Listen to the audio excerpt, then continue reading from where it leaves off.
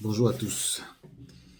Je crois que vous avez vu le communiqué du président de la FECAFOOT qui écrivait à la direction générale de RFI concernant le papier où on parlait de magie et, et consorts. Est-ce que vous savez que en général, les, le, ton malheur ne vient jamais de loin. C'est généralement les gens qui sont autour de toi.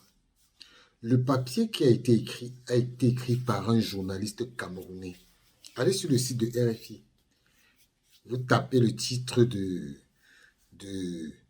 du papier et vous allez voir que c'est un journaliste camerounais qui a écrit cette information, qui a écrit cet article.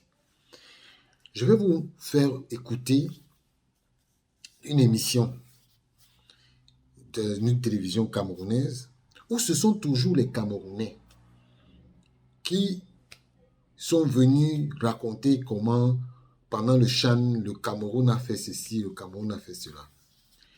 Écoutez. La question, ce n'est pas de manière fortuite, c'est simplement parce que nous partageons cette information qui est vérifiable avec nos téléspectateurs ce soir, parce que nous avons près de 6 joueurs qui nous l'ont confirmé dans cette tanière. Savez-vous que on l'a présenté comme un préparateur spirituel qui est arrivé dans la ville de Limbe hier autour de 19h, partant de la région de l'Est de Cameroun, qui a demandé que les joueurs restent éveillés jusqu'à 1h du matin. Ils ont dormi autour de 1h30. Ils avaient l'obligation d'être debout vers 3h du matin pour faire un certain nombre d'éléments spirituels. C'est comme ça qu'on leur a dit pour venir à bout de cette situation du Maroc. Résultat des courses, on a vu des joueurs quand même qui manquaient de concentration. La concentration, c'est quoi? Donc quand on vous pose la question de savoir quel est le temps de récupération, combien d'heures de sommeil doit avoir un footballeur de ce niveau, à ce niveau de la compétition pendant une nuit? Au moins 8 heures. Au moins 8 heures. Alors, les nôtres pour ce match contre le Maroc ont eu à peine 4-5 heures de sommeil. Vous avez écouté? Voilà. Sachez que ton malheur ne vient jamais de loin. C'est toujours entre nous, les Camerounais. Pour faire plaisir aux gens, on leur raconte tout et n'importe quoi. Voilà ce que ça donne. Parce que au premier venu, on est prêt à vendre notre pays. On est prêt à vilipender notre pays. Voilà ce que ça donne.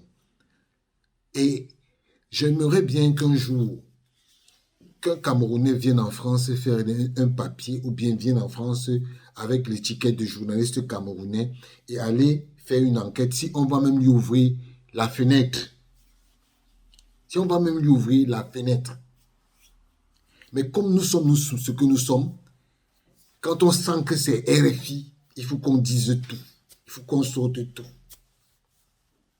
De toutes les façons, le président de la fédération a réagi. Et RFI doit s'expliquer. Voilà.